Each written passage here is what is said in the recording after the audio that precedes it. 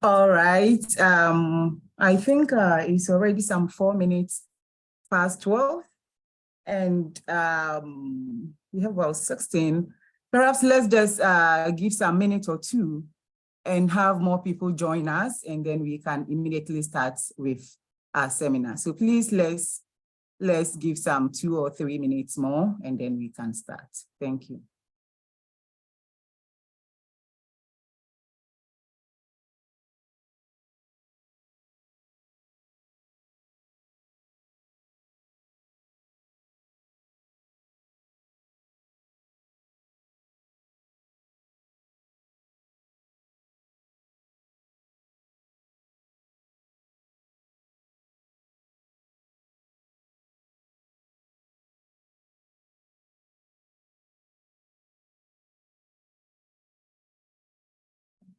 And hi, Annabella.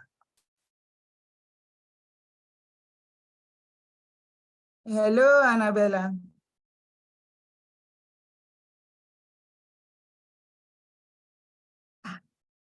Please, can you hear me?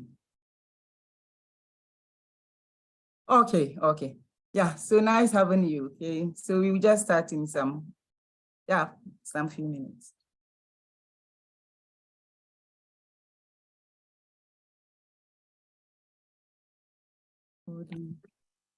Yeah, hello everyone once again. I think we can start with today's seminar.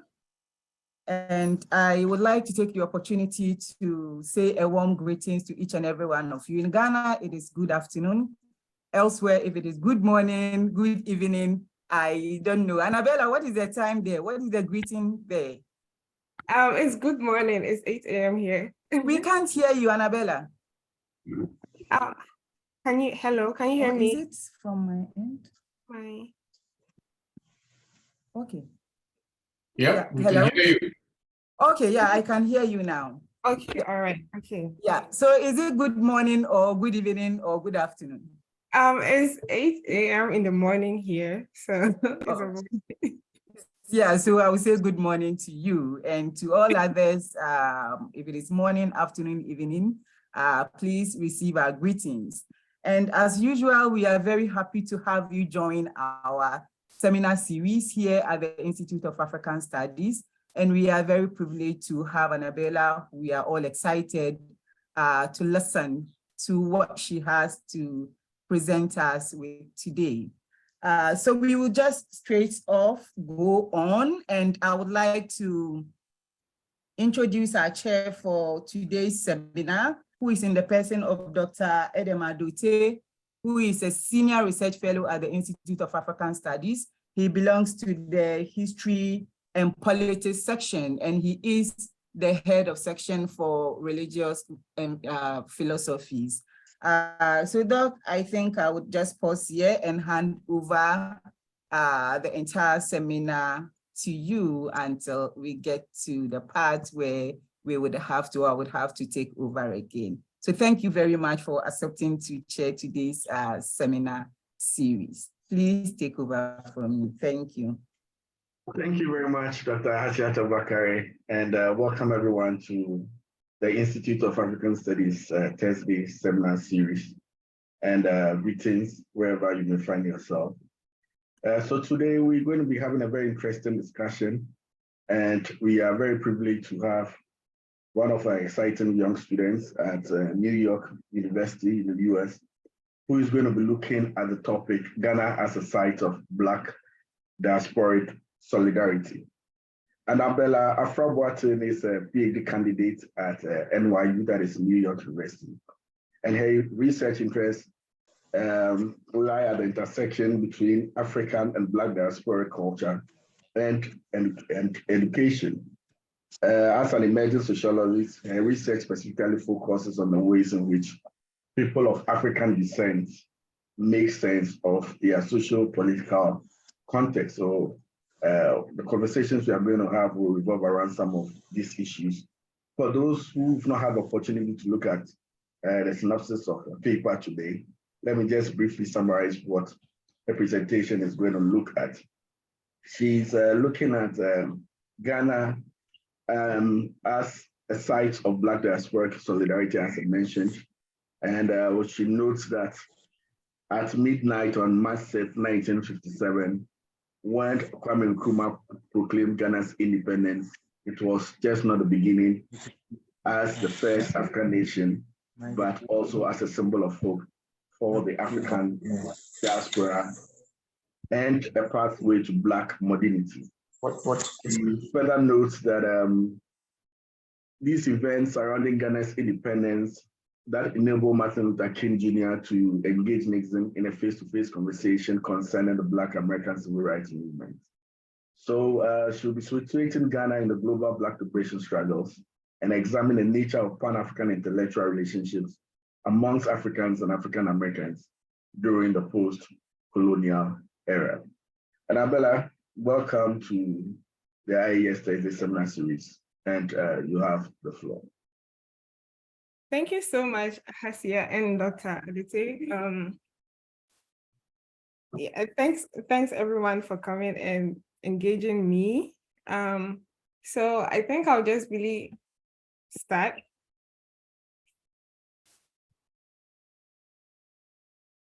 So I just wanted to, please let me know if you can see my screen. Yes, we can. Okay. So I just wanted to start with a quote that I got from one of my readings as I was researching for this particular topic. Just for everybody to take it in, because I think that it has a pattern through my presentation. So the people of the Afro diaspora are not deterministically linked via common ancestry, but by the similarities of their enslavement, transport, subordination, and continuous oppression. The way that I'm thinking about it, when I saw it, it really just jumped to me because it was a time where I was also trying to understand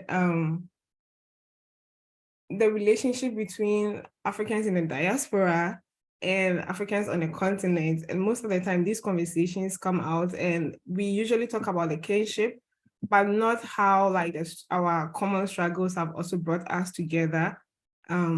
So that is why this quote stood out to me.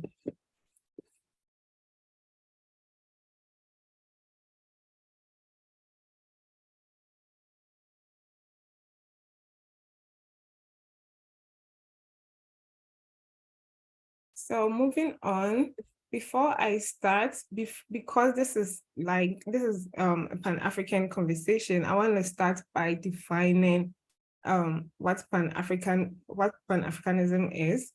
And in simple terms, I would say that Pan-Africanism is,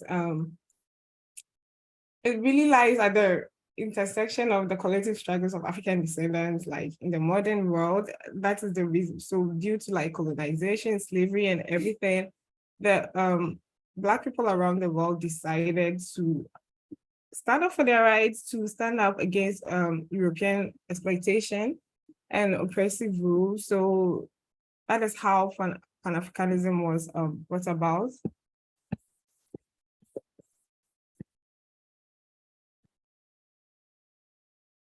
And so with this understanding, I'm going to now jump straight into what I have to say today. Sorry, just a minute.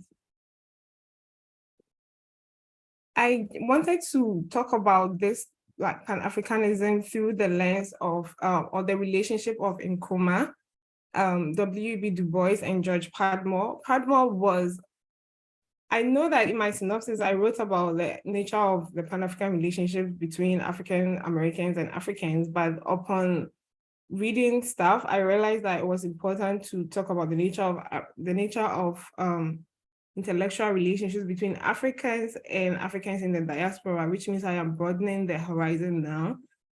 So I'm going to tell this story through the relationship between Nkrumah and Padmore and W.E.B. Du Bois.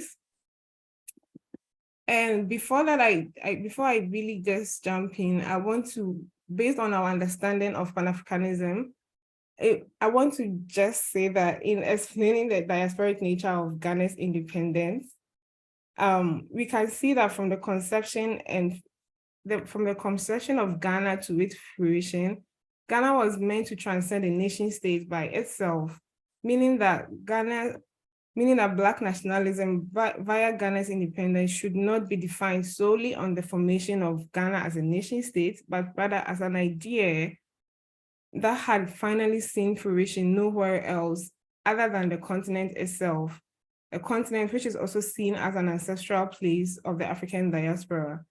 Ghana was therefore going to be a carefully thought out nation born out of a global liberation movement, and would become a model national project, manifesting a pathway for Black people in the world to carve their own liberational politics. So this understanding also explains why during Ghana's independence, you see so many Black leaders from all over the world there, where, as I noted in my synopsis, even MLK will now be able to eventually talk to Nixon, to also talk about the issues of African Americans in the US.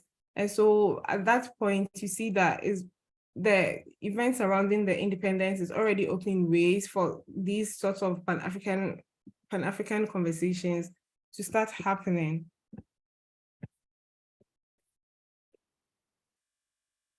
As such, we can understand that Nkrumah's,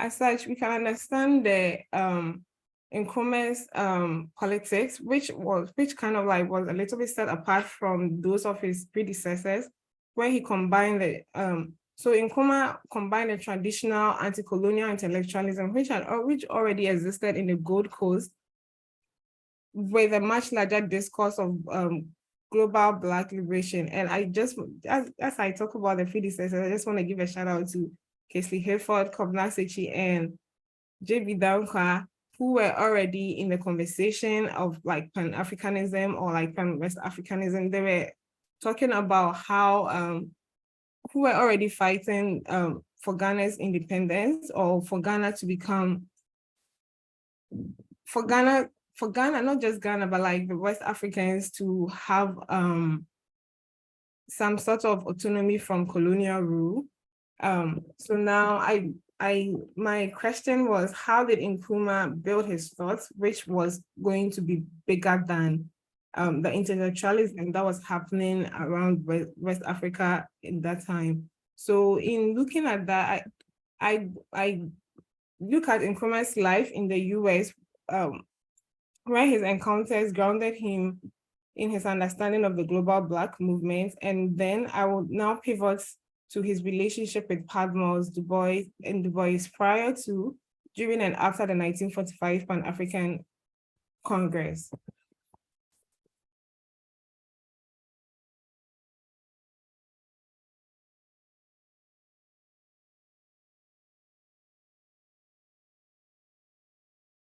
And so in 1935, Nkrumah moved to the US to study at Lincoln Education, but he didn't go as a blank slate. He understood the economic exploitation and political oppression implemented by the British colonial rule and the quest of people of African descent to seek liberation. So for instance, he already had an idea of Marcus Garvey's United Negro Improvement Association, which called for Black people in the diaspora to return to Africa through the teachings and mentorship of James Agri in Achimota College. So he already went with knowledge, but not so much. And so it was his experiences in the US that shaped and expanded his view on the colonial problem in Africa and the effects of imperialism in the colonial subjects. He arrived in the US in a time where Black Americans were also engaging in liberational discourses, which were rooted in Pan-Africanism. And so it was also around that time that the Italian-Ethiopian War was going on. And Nkrumah had already had a glimpse of it when he was transiting in the UK. Nkrumah had already had a glimpse of the Italian-Ethiopian War in the UK, where so he had already kind of like seen like the politics around it, but he didn't have that much context. But when he went to the US, he saw that there was he saw that this discourse was being picked up by the people surrounding him around that time. And so it was through the Blighting Society and other student movement that was happening in the US, like the Ethiopian Students Union and other Pan-African Students Union specifically, or Global Black Liberation Students Union. Nkrumah was already expanding his views on what like a global Black liberation would look like. But I also wanted to make a very important point about his time outside of the campus as well. So during the summers, he would go to Harlem Harlem was where he was spending his Harlem was where he was spending his summers, and Harlem was where he was trying to find job and everything, like find a job and make a living. And through that, he was also he saw how peculiar the Black condition in the US was, in that they didn't have any proper jobs for Black people. Nkrumah himself would eventually go and work at a soap factory, which was very, very detrimental to his health. And then he would account that in his autobiography about how the conditions of Black people were just not, it wasn't just like, for him, it wasn't just bad on the continent, but in the US as well. And he will also build relationships with people in the African.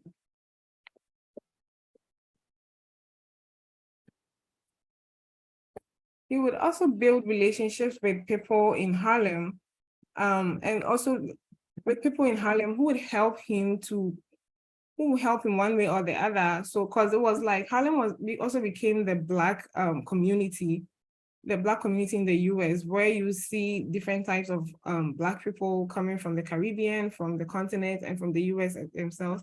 And because they all understood a common struggle, they were always quick to offer support to Africans who were struggling, I would say. And Nkrumah was one of them at that time. So he talks about how he met a fellow student in Harlem who eventually helped him to find a place to stay when he didn't have anywhere to stay in Harlem. So all of these informal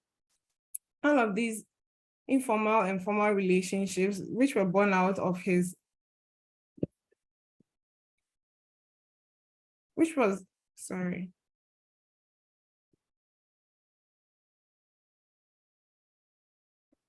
These formal and informal relationships were born out of his experiences as a broke Black man in the United States who was unable to find any well-paying and non-hazardous jobs due to the country's systemic and racial economic discrimination, a plight which was quite familiar to Black people in the United States. And it also emphasized the warm solidarity and unity among Black people from different parts of the Atlantic, where they felt responsible to each other by sharing their resources to those in need and encouraging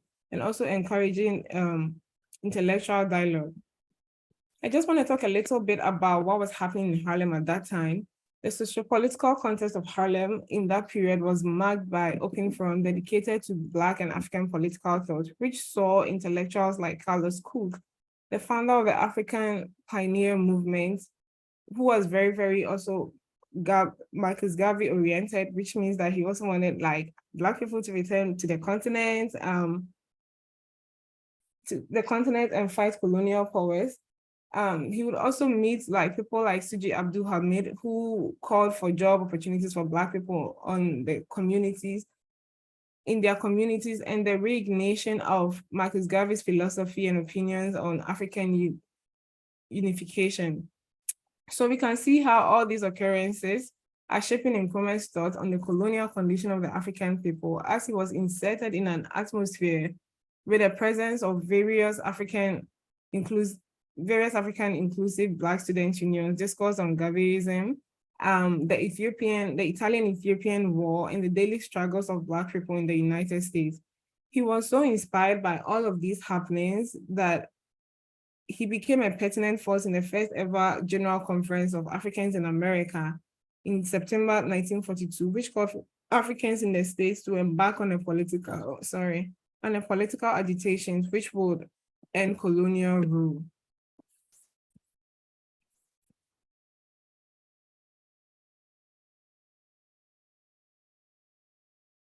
And so in 1943, Nkrumah was introduced to C.L.R. James at Lincoln and became close friends with him.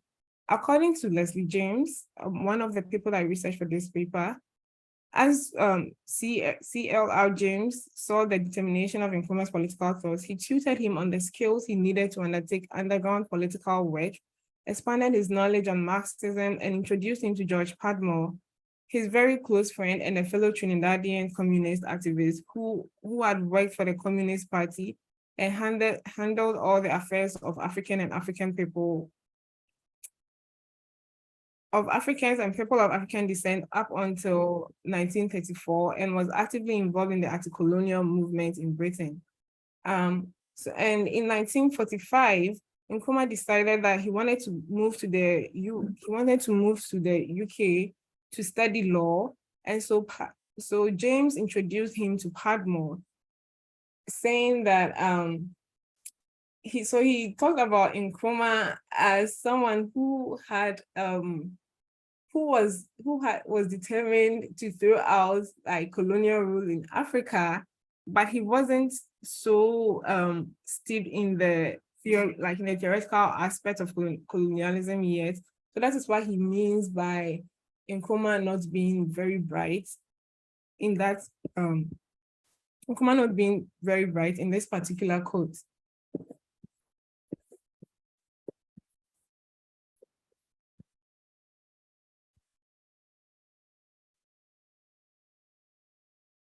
So prior to Nkrumah's arrival, Padmore was thinking of organizing a Pan-African conference after Churchill had told the West African Student Union in Britain that although Britain was going to grant immediate independence to the colonies after World War II, it would take some time for them to grant West Africans independence.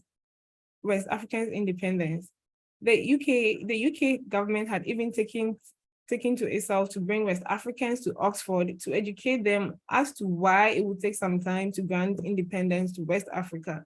And this was quite unsettling around that time in the UK atmosphere, because why was the colonial government going to grant independence to all the other states and not West Africa or Africa in general? And so Padmore was from the West Indies, but because of his knowledge in the affairs of Africa, he was also very, very interested in what was going on in Africa at that time.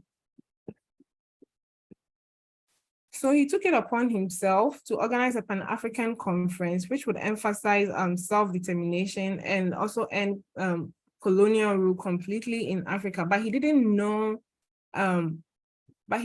how he was going to go about all of this.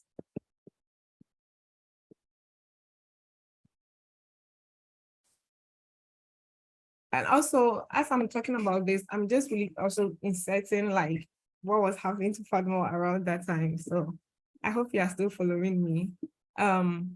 So up until his break away from the Communist Party, Padmore had believed that colonialism, capitalism, and imperialism in the metropoles and colonies would be overthrown through the solidarity and collaboration of working class people across the board. He had not given much thought to how the perception of Africa and Black people in general would jeopardize this movement. And so Padmore, like I said, was working for the Soviet Union in the capacity of the Black representative, which means that he was advising or updating the Union on the happenings of Africa and then in the diaspora as well.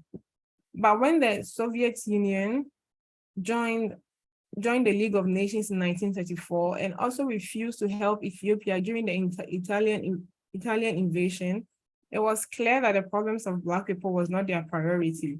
And so Padma was like, he can't work for the Communist Party anymore, because if he was working for them and doing all of this work, why were they not also extending this help to Africans? Because he was thinking about solidarity with the working class people in Europe around that time.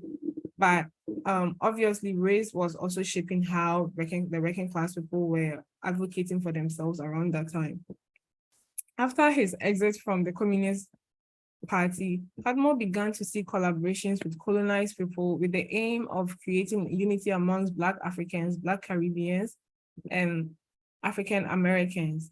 And so it was after his exit that he started actually like thinking about how complete liberation would look like. He had even written to W.B. Du Bois to help him on that front, but I'll leave that to when I get to Du Bois's story. And so now back to Nkrumah. So when Nkrumah arrived in Britain, Padma met him and took him to lodge at the West African dormitory in London, and there also began their long-lasting friendship rooted in their agenda to overthrow imperialism in Africa. James, C.L.R. James, the man who introduced Padma to Nkrumah, 2 years later, said that he saw Nkrumah and had read an article that Nkrumah had written on imperialism. He had learned from Padma's extensive library and all sorts of papers and clippings. It was fully organized, particularly in regard to the colonial policies of African powers. So if you remember, I was saying that even when James was writing to Padma, he had said that Nkrumah was not so bright or like very raw in his thinking. But after Nkrumah had stayed with Padma for a while and made use of Padma's intellectual resources, Nkrumah now wrote his own stuff about imperialism, and it was just really straight on point, which means that he being with Padma, he was learning so much and educating himself. And on the other hand, Nkrumah's determination and knowledge of Africa strengthens Padma's knowledge on the colonial matter, both due to the anti-colonial movement, which was manifested in their heavy involvement in the organization of 1945 Pan-African Congress in Manchester. So it wasn't just Nkrumah who was just learning from Padma, but Padma was also learning from Nkrumah, because at this point he didn't know much about the affairs of African, but Nkrumah had a lived experience rooted in the African colonial project, which means that he was also able to give key insights to Padma's thinking. I would like to talk about the 1945 Pan-African Conference more, but before that, I want to now introduce W.B. Du Bois, who was kind of like the president of the Pan-African Conferences before the 1945 conference, and who eventually also became Nkrumah's very close friend. But yeah, so the quotes that you are seeing right now just really explains the kind of intimate friendship that Nkrumah had with George Padmore.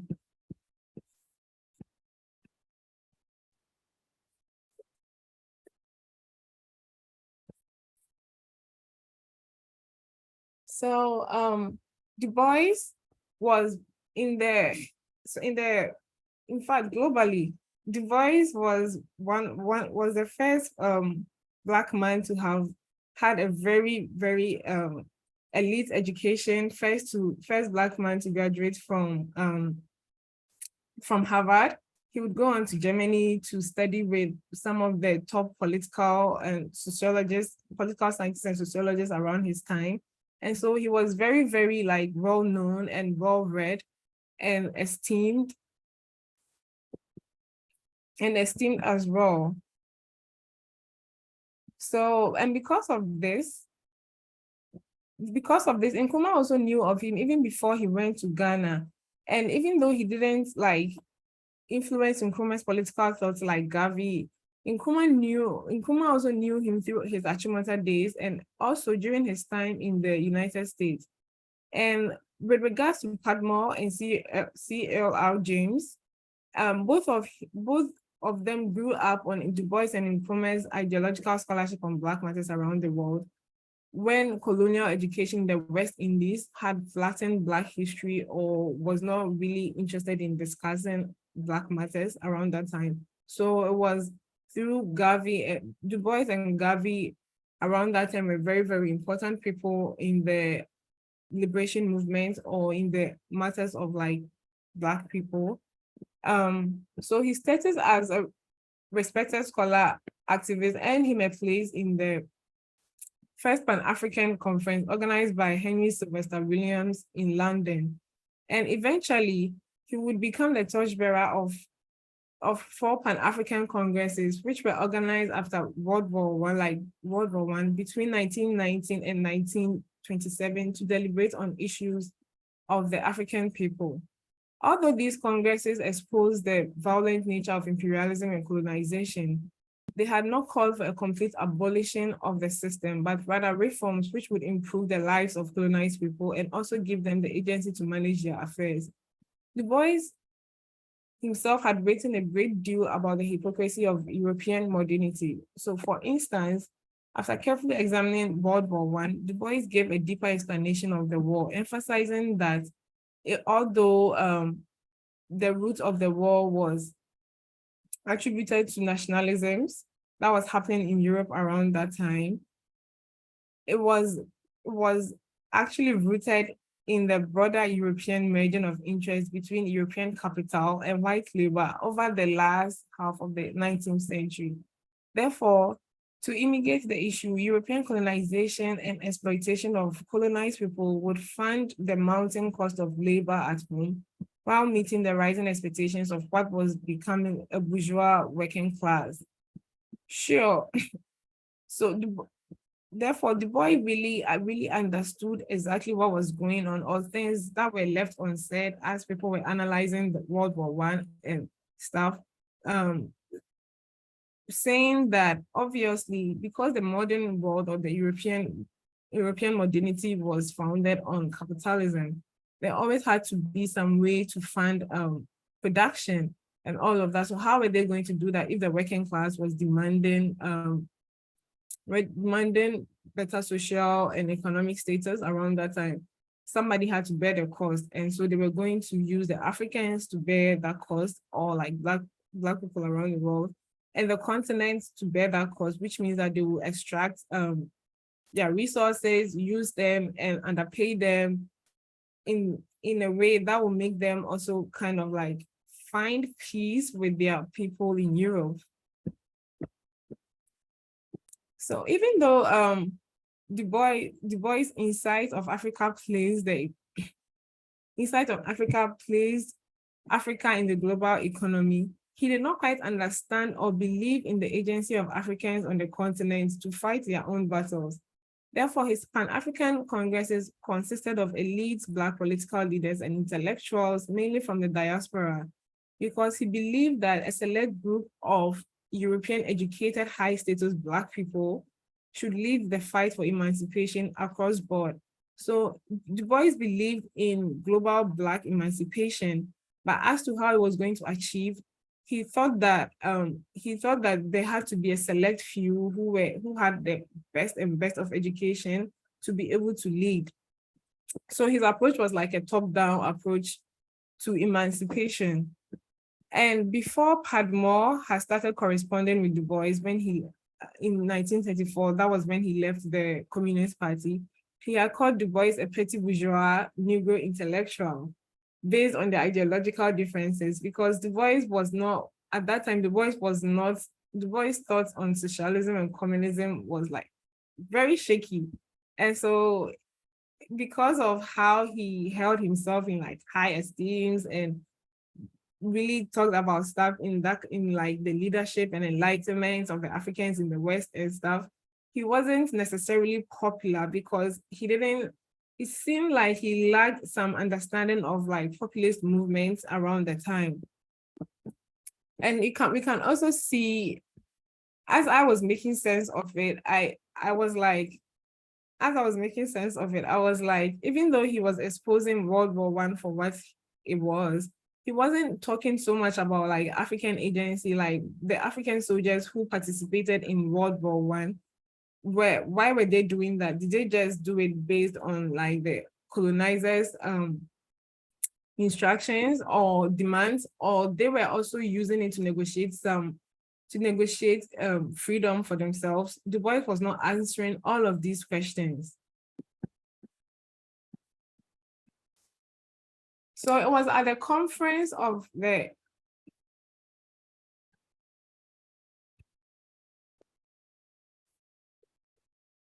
It was at the 1945, it was at the 1925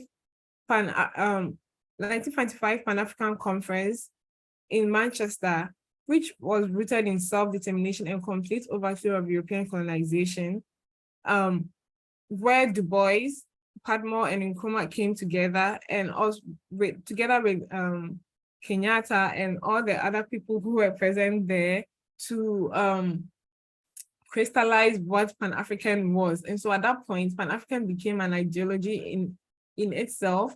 Initially, Pan-African had been associated with like communism, socialism, or because it was being talked about in the global economy, whatever was happening in Europe, Pan-Africanism was kind of like attached to whatever was happening in Europe.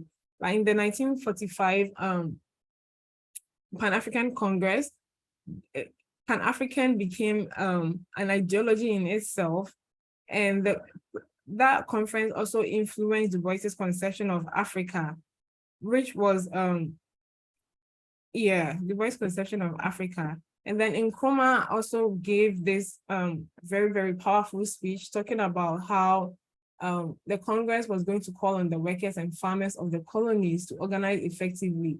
Before, the people who were leading this movement were mainly like I said, elites like Du Bois himself, lawyers, doctors, educationists. So they were not really talking about like the people on the ground, like the farmers, the traders.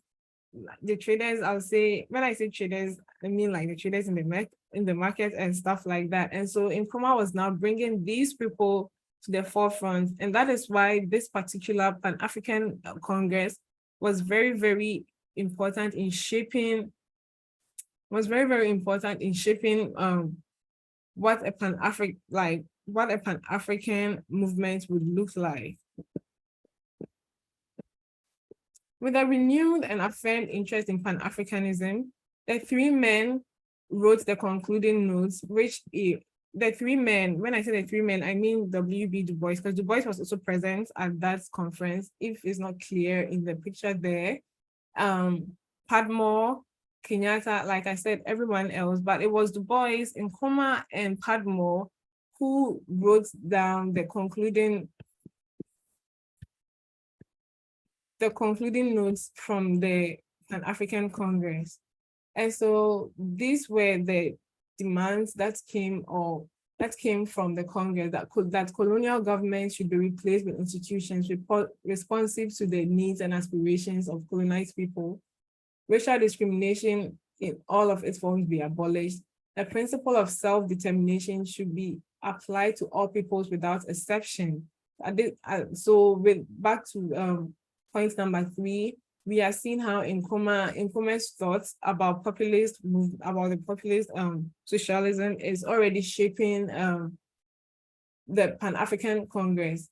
In the struggle for independence, unless prevailing circumstances made violence the only viable option, positive action, defined as a constitutional application of strikes, boycotts, and non-cooperation based on the principle of absolute non-violence should be used.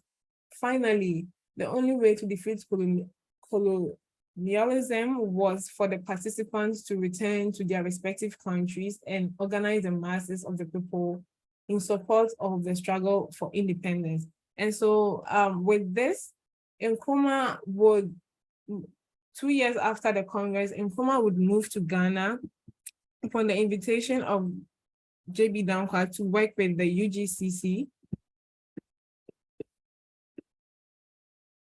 to work with the UGCC, but he will break away from them 2 years later because of their different thoughts in the politics. So the UGCC, the founders of the UGCC were also like very elite, and they also believe in a top-down approach of, things. So when Nkrumah was going into like towns to organize students and like the people in the market and the consulting with the women's movement in Ghana and stuff, which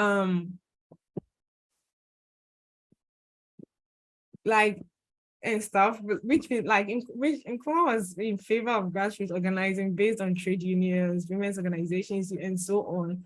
But the leaders of the UGCC preferred a much more conservative top-down approach, where they would consult with the chiefs to mass political agitation. So after breaking away from the UGCC, he formed the CPP, which was rooted in his populist movement, which was also linked to the 1945 Pan-African Congress. So I know that this part, like I know I learned this in school way back about how the independence, the UGCC had a different idea for independence, and then Nkrumah was like, no, we need independence now, and the UGCC was like, no, we need independence in the best possible time. But Nkrumah felt like the way that the UGCC was going around it was like they were dragging their feet, and they probably would never really get independent. And so this part also explains why Nkrumah was like, nah, I need to start my own party, and then started with the CPP, which was rooted in his populist movement, which he had introduced in the 1945 Congress. And so we all know how the story goes from here. In 1957, Ghana is now an independent nation. So over there, as Nkrumah was talking about, at long last, the battle has ended, Ghana, our nation is free forever. He was also talking about how the new African in the world is ready to fight his own battles and show that after all, the Black man is capable of managing his own affairs. So now you see that he's interchanging African with Black man, which means that the way that he's defining African is not limited to Africans on the continent, but he's also bringing in like the diasporic nature of who would call himself an African and things like that. And I think it's very important because if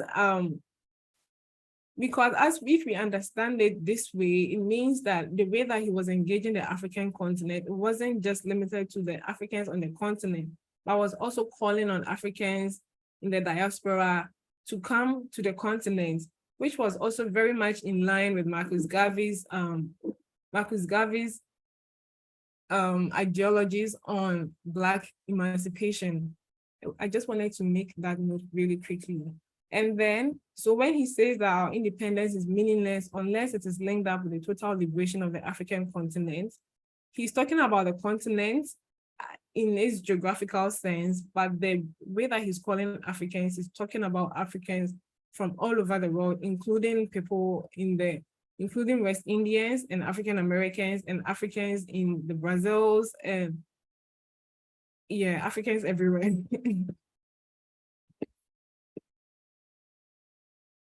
And so after independence, Padmore and Du Bois obviously sent messages to Nkrumah, and here Padmore calls Nkrumah brother because now, like I said, they've fostered this very unique relationship. As he talked about how it was important for like Africans to experience the good things of life, which the West have long enjoyed. Nkrumah extended, because at this point, I just want to make sure I'm not losing everyone. So at this point, keep in note that because of the 1945 Pan-African Congress, Nkrumah already knows, has interacted with Du Bois, has changed Du Bois's perception and has also formed some sort of relationship with Du Bois, right? And so he invited Du Bois to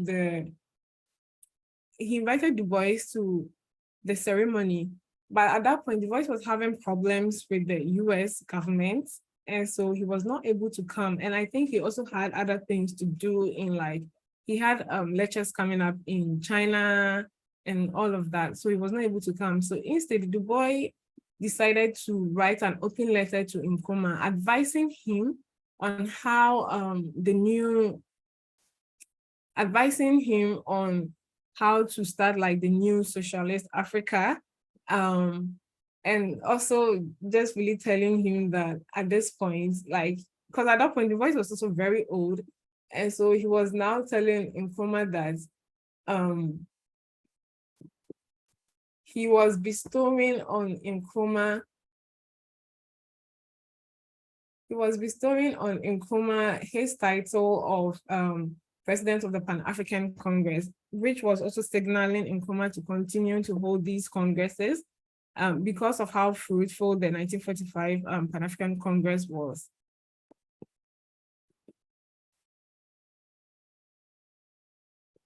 So yeah, in the letter, he writes a great deal about how he wants the new nation, Ghana, to go. And Du Bois really emphasizes, Du Bois just doesn't talk about Ghana as a nation state at that point. He talks about it in terms of Pan-Africanism, and then how the best way that he thinks that Pan-Africanism could also help, people of could help liberate people, all people of African descent.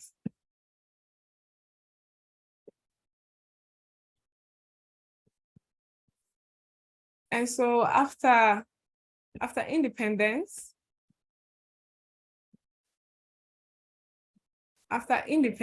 Nkrumah and Padma's relationships, Nkrumah and Padma's relationship, which was based on the intellectual, collaborative, and personal relationship they had fostered, and Padma's incredible credentials, Nkrumah invited Padma to officially serve as a special advisor on African affairs.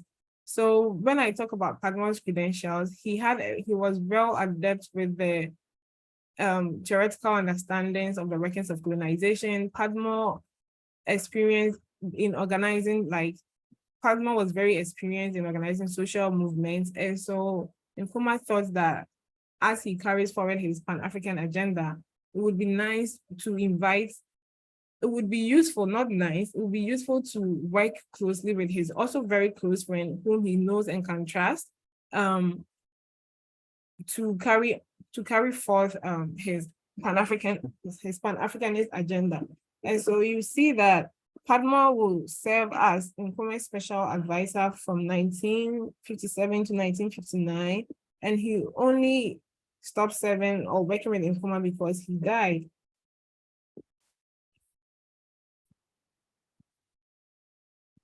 And as Nkrumah was working with Padma now served as the intermediary between Nkrumah and Du Bois's correspondence. And so Padma would, as Nkrumah was asking or deliberating matters with Padma was also asking for Du Bois for Du Bois to chip in, or Du Bois's insight on stuff, because like I said, as an intellectual, Du Bois has done a great deal of work on the colonial situation and Africa in the global scene and stuff. And so Padma would always go back to Du Bois to chip in some of the matters that he and Nkrumah were discussing.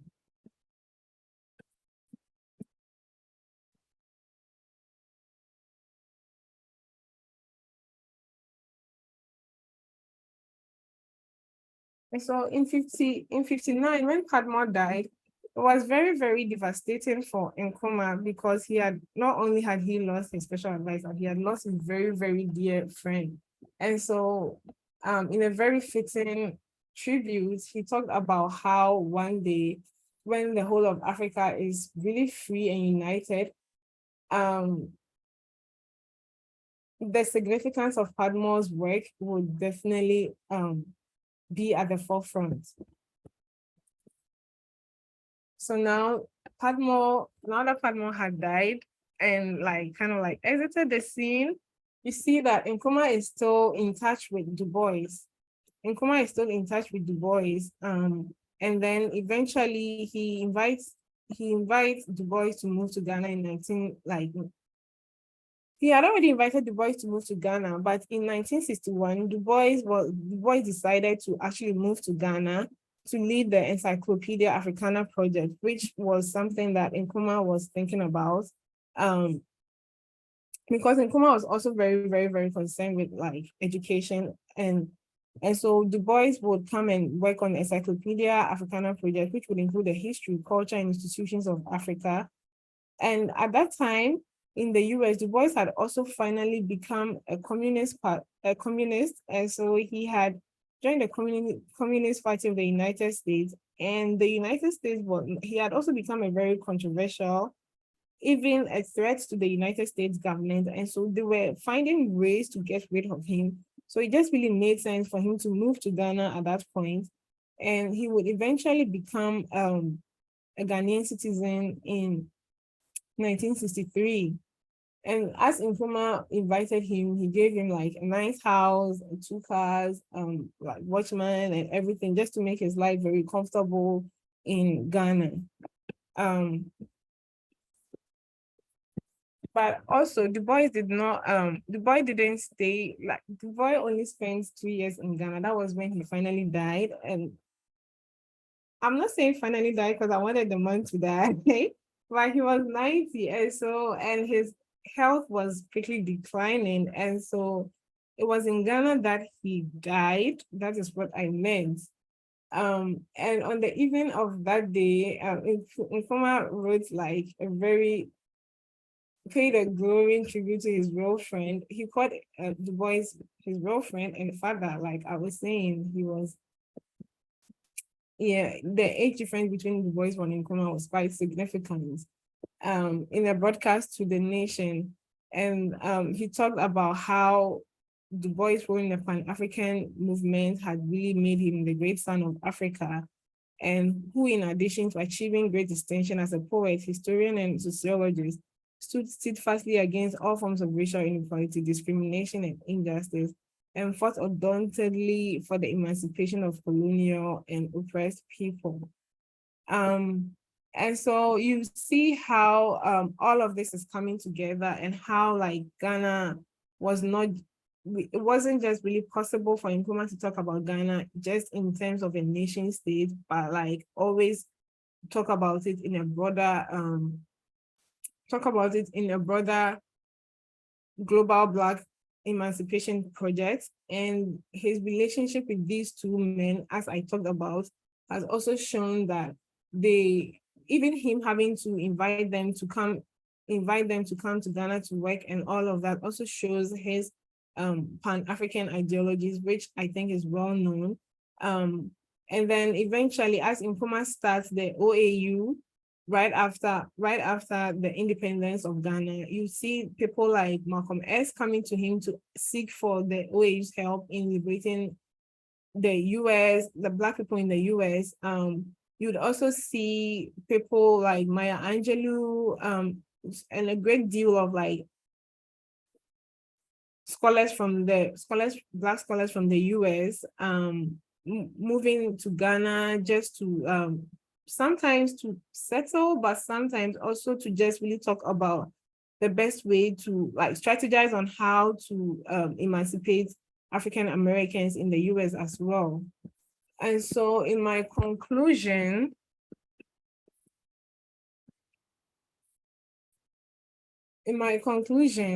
I just like to emphasize on how Nkrumah learned much from the wide store of Nkrumah learned so much from Du Bois and Padmore, and in view of their immense popularity and prestige, because at that time, Padmore was already well known in the Black diaspora and also global circles because of his work as the Black representative to the Soviet Union.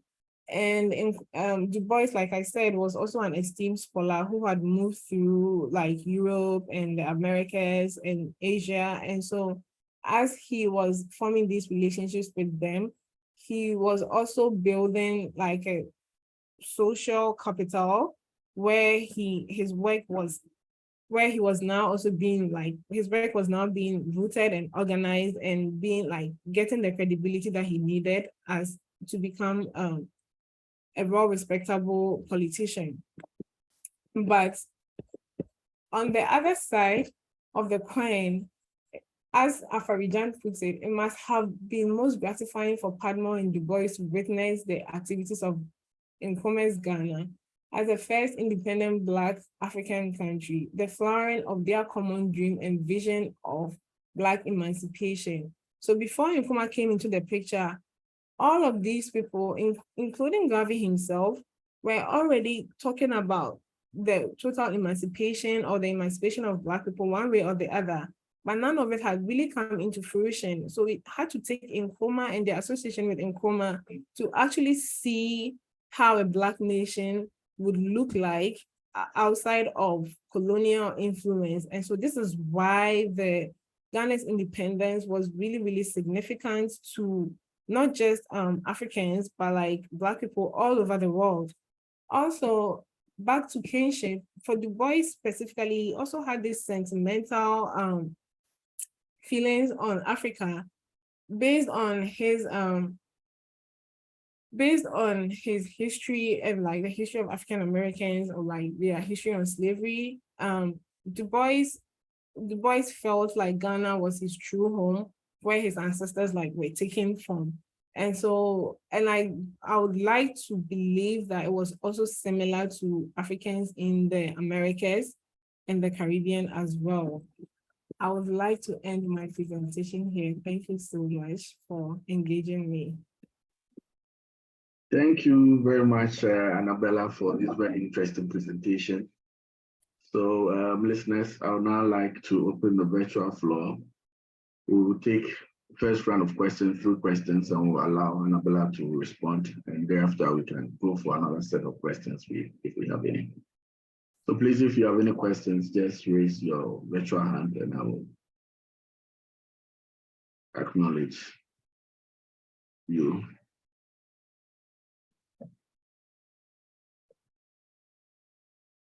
Yes, Dr. Afra, what? Thank you so much, Dr. Adotey, and thank you for this very exciting presentation, Annabella. So I wanted to say that the presentation, I really enjoyed your presentation. I thought that it was refreshing to, tell the story from a part. You mentioned,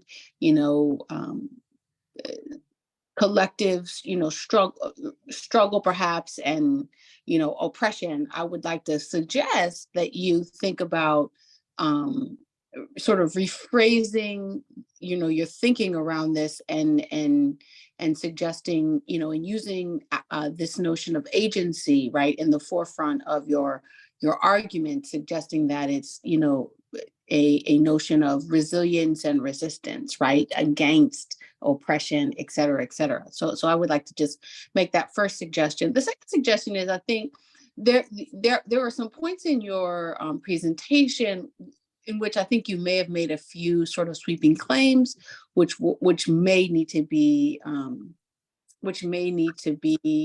just researched a bit. The first, I think, is this notion around Du Bois and his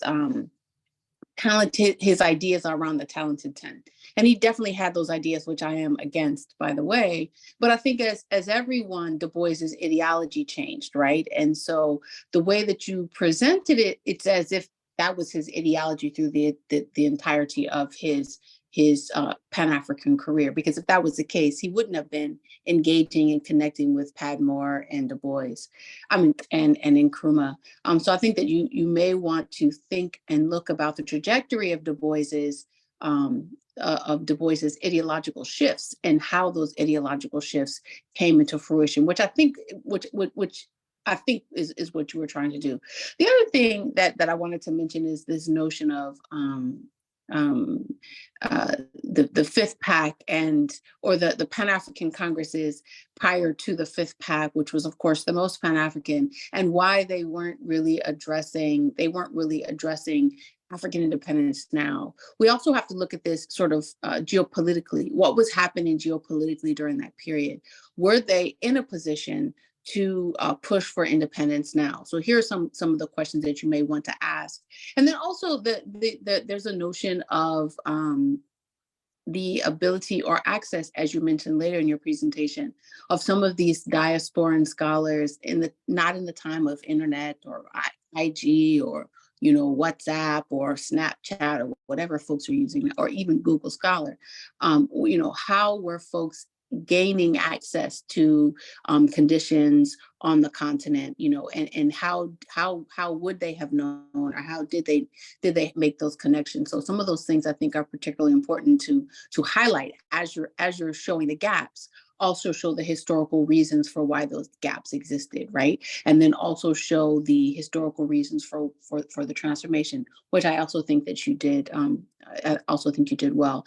And then the last thing, because I'm being very long-winded, is about W.E.B. Du Bois. I noticed, maybe I didn't hear well, but you mentioned that Du Bois couldn't come because of independence, because of other engagements and some health issues, which I think is correct. But there were also some political reasons why he couldn't come. So you might want to look at those. And then lastly, very lastly, this notion of Du Bois, when W.E.B. Du Bois and Shirley Graham Du Bois moved back to Ghana in 1961, let's not forget that Shirley Graham Du Bois represented W.E.B. Du Bois in the 1958 All-African People's Conference. And Du Bois was actually coming, but he became unwell, and she had to leave him in China, where he got medical care. And not China, I'm sorry, in the Soviet Union, I believe. I think it's either the Soviet Union or China, where he received medical care while she continued. No, it was the Soviet Union. While she continued their tour, right, through Asia, and also eventually onto the All African People's Conference. And so I would have liked to hear you talk about the contributions of Shirley Graham Du Bois as well, because W.E.B. Du Bois certainly made contributions, but Shirley Graham Du Bois, when it comes to Ghana and Ghana's development, probably made more contributions than Du Bois, because Du Bois was only there for 2 years. So those are my long-winded kind of comments, not even sure if they're comments or questions. Thank you. Thank you again for your presentation. Thank you so much for your comments. And I'd also just like to thank you for filling in all the gaps. There was so much information for me to sift through. Annabella, hello, can you please hold on? If we have any other more comments and questions, then you can respond. Okay. Any questions or comments?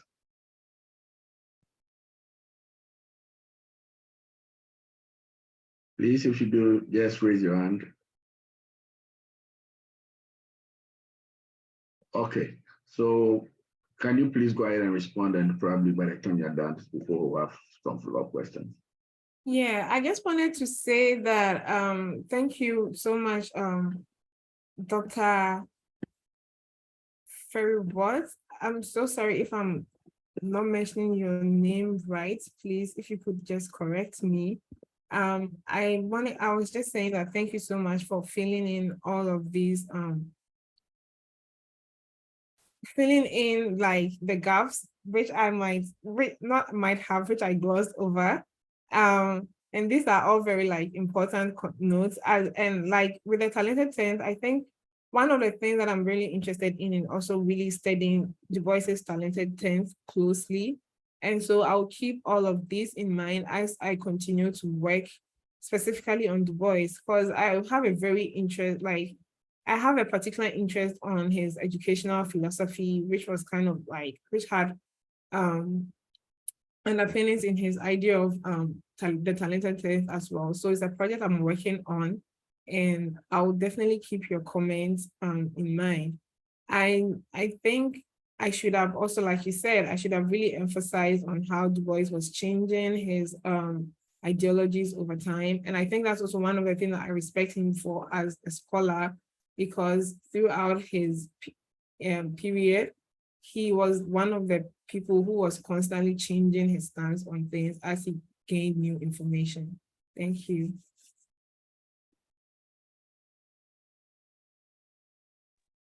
Okay, any other follow-up questions or comments? Yes, Deborah from Prom. Hi, good afternoon. Thank you so much, Bella, for your talk. I really learned a lot. So my question is, I guess it's more of a general question, and I'm also really interested in your perspective based on what you're researching and also your experiences as a graduate student from Ghana in the United States. So it's, how do you think the legacy of intellectualism in terms of, you know, how we talk about our independence history and how we talk about Black history in general? Because from your talk, I'm also, you know, it's very clear that a lot of our freedom fighters and independent history is also connected to thought and, you know, connected to intellectual practices. So how do you think this legacy of intellectualism in particular has impacted I don't know whether to say our understanding of freedom or the way that we approach freedom as Black scholars? Because I think it's, you know, it's very key in a lot of our history, like when you're trying to talk about independence movements or freedom movements, you know, the thought is so important. And I'm just wondering whether you can say something about that in relation to, you know, your own experiences as a scholar, but also as a Black woman and as a Ghanaian as well. Thank you. Okay, thank you very much, Deborah. Nabella, can you please respond? Thank you, Deborah. This is a heavy question. I'm going to try my best to talk about it the best way that I can. I think that so as I was researching this particular thing, the thing that I didn't know or the new information that I was getting was how like the idea of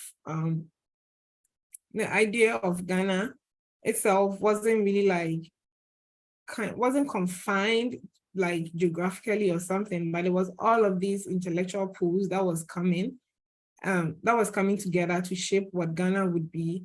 And so for me, I also think that with Nkrumah's involvement, because even as I was like going through the stuff, it seemed like most of his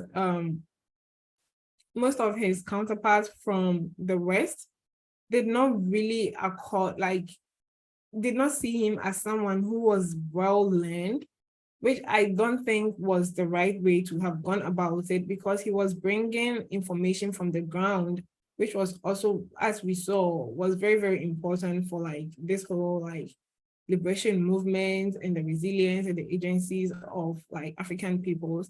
So I think that for me, the way that I'm thinking about intellectualism is that we have to start looking at it from a populist perspective.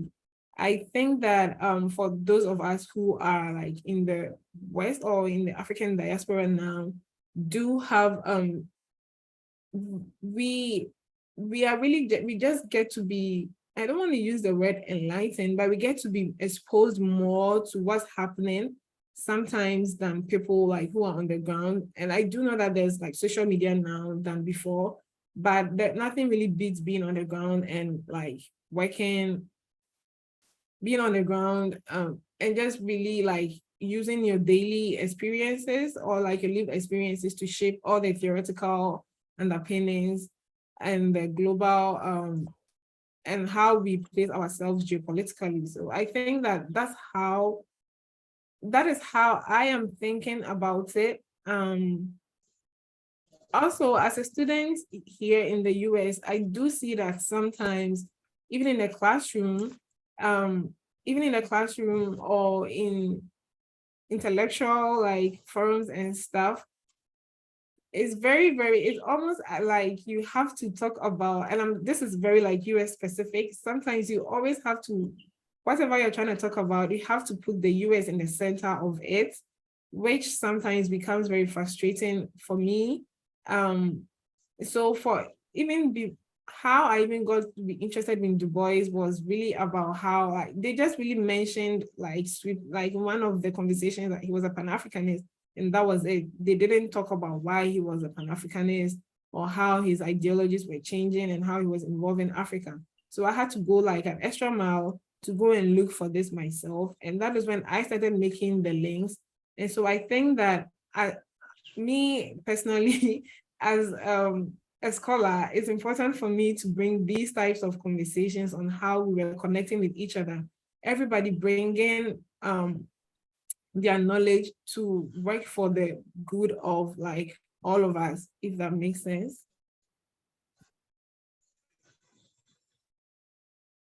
Thank you. Yeah. Okay. Thank you very much. Any other questions or? Dr. Adotey, my hand is back up. Since Okay, Dr. Freewood, please go ahead. I also noted that you have a comment in the chat, please. Oh, okay. So there's a question from Akosia and Associates, who is asking who is the lady or woman in the picture in slide 11? Just a minute. I'm just gonna have to go to slide. Is that not Shirley Graham Du Bois? The white woman? Can you please go back to slide 11? That is if you can identify the person. There is no picture on slide 11. Please, I think with Du Bois and Nkrumah, there was Shirley Graham Du Bois was in that slide. Jeff, if I could come in, it was a picture of the men at the first, I think, Pan-African Congress. It was all men, and then it was one female on the front row sitting. Oh, okay. Unless if you are talking about this one.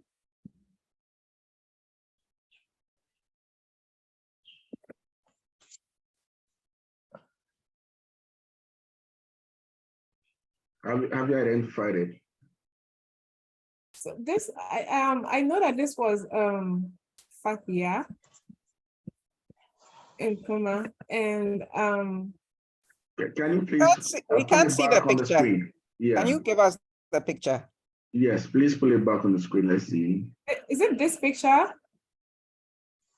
We don't see it. Can you put it? Can you share it? Last slide on the screen. If you can move to. Oh, I see. I see what you mean. Is my slide? Are my slides updating now? No, not yet. Oh, I'm not sure why this is. So Annabella, why don't you stop sharing and reshare again? Okay. Sorry, Abby.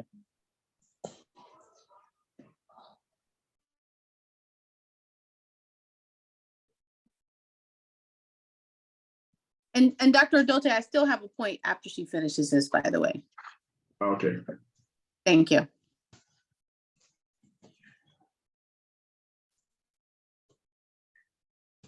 Is it working now? Yes. So this is the picture that has a woman in here. This is one thing. Are you able to see it? Yes, but it's not too clear. But if you know who the lady is, I guess identify the lady for us. Yes. Okay, good. Yeah, I'm not too sure. I cannot. If I make any attempt to identify this woman, I will be wrong. But I do know that Padma was married to a white woman who was also helping with his secretarial job as he was going through his Pan-African dealings.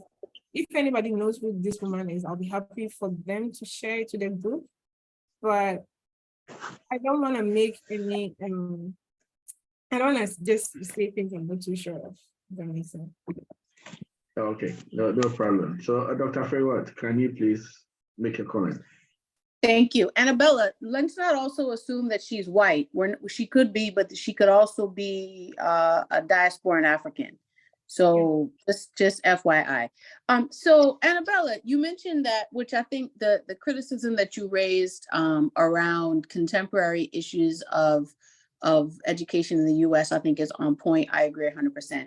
However, you raised the issue that when Nkrumah came to, and this is what I was saying about sweeping claims, right? When Nkrumah came to the US to go to school, you know, his contemporaries, they didn't think that he was, you know, very intellectual. And I don't know if you have I mean, maybe I've not seen that. I don't know if you have the claims to back that up, but what I will suggest is that where he went to get his undergraduate degree, Lincoln University, in Pennsylvania, there was at the time, there was a sentiment, right, that Lincoln University was training African presidents. And there was a Jet magazine article, right, in Jet magazine, for those of us who maybe are not familiar, was this, you know, article that chronicled issues in the at the time African American or Black community, stated that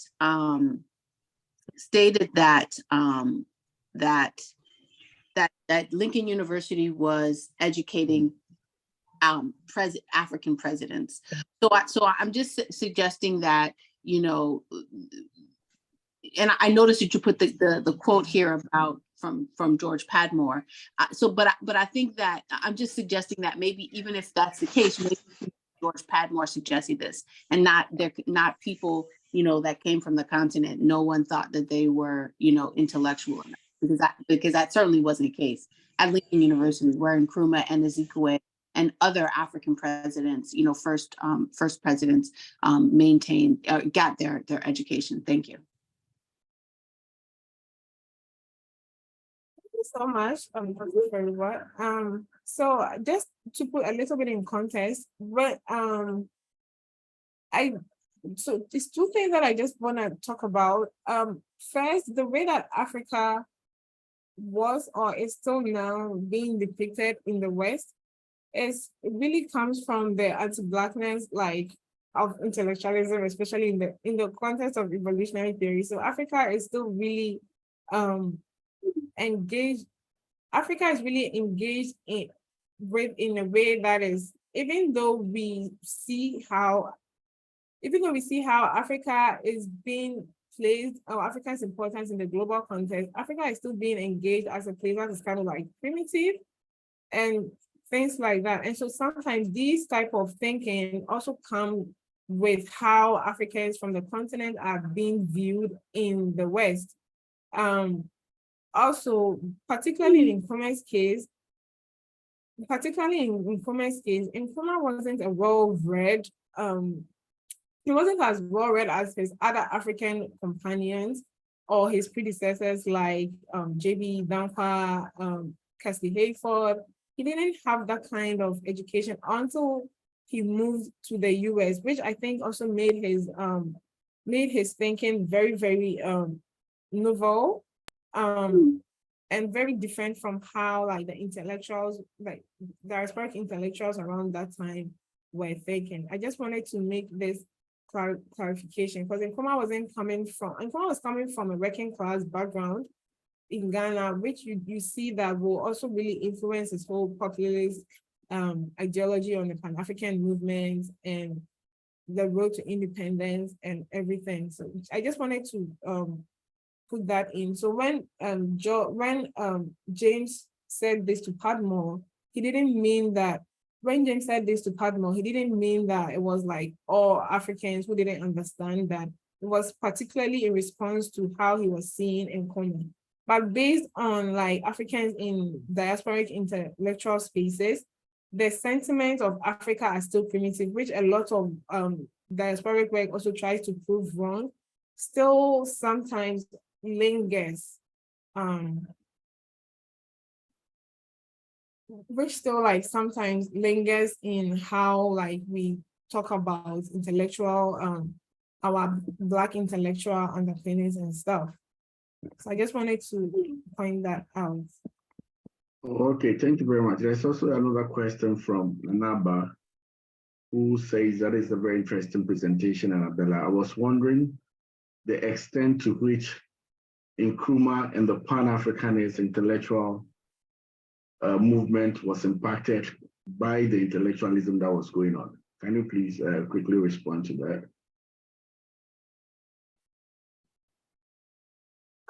Just a minute, please.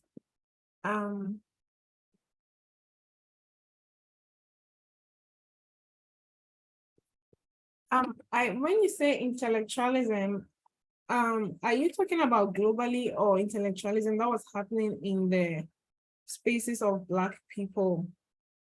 Because of his involvement. Sorry, Annabella, maybe Nanaba, if you can just clarify so Annabella can't respond appropriately. Oh, hello. I was just thinking about that which was going on among Black people. Okay, thank you very much. Yeah, I think around that time, it was just, sorry, I'm just going to go back to your question.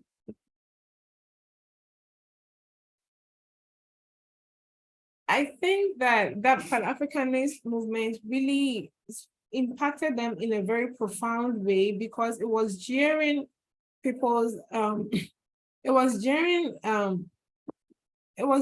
people's minds from like the reformist activism that they were going on, which was happening around that time. So even though the intellectuals wanted independence from the UK or like from Britain and the Western powers, they were talking about like being a part of the empire, which means that they would being a part of the empire and also being given like fair conditions, being able to manage their affairs as part of the empire, which means that they were not necessarily like throwing the colonial government away in explicit terms.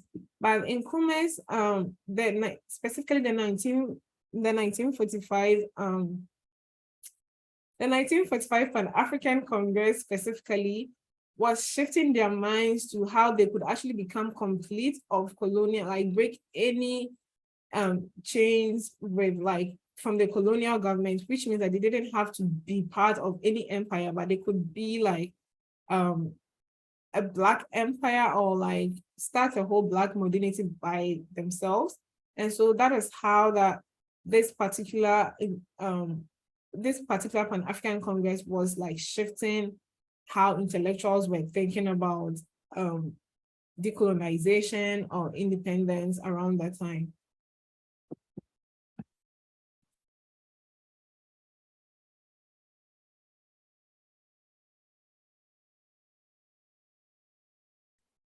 Doc, I think you are muted, Dr. Adotey. Oh, okay. Thank you very much, Nibadu. We have a minute or two to go. Any final questions before we wrap up?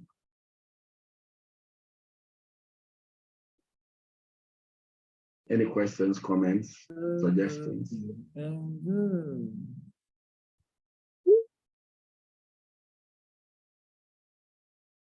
Okay, then on that note, I think we will need to bring this very interesting and very insightful conversation to an end.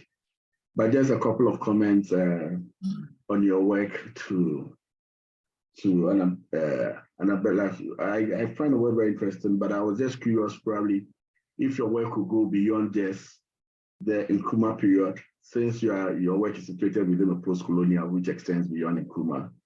And it shouldn't be the conversation around Pan-Africanism and the diaspora just ended after Nkrumah was kicked out of government. Over the period, some other governments in Ghana have tried to continue these conversations in other forms. The cultural festivals we have like Pan-Afest and all that. Even just the recent year of return is also one of those conversations to re-engage the diaspora. So probably it might be interesting to look at Ghana beyond Nkrumah as a space where these diasporic connections are still continuing.